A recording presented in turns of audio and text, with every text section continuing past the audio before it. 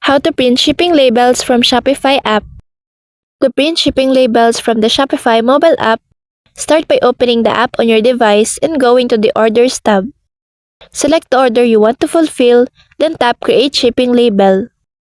Enter or confirm the shipping details including package weight and dimensions, then choose your preferred shipping service from the available options.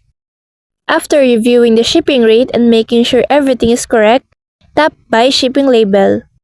Once the label is purchased, you'll see an option to view label or print label. If your phone is connected to a wireless printer, you can print directly from there by tapping Print. If not, you can save the label as a PDF and print it later from another device.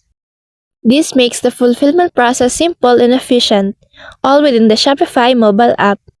So that's all for this video. I hope this helps. Thank you.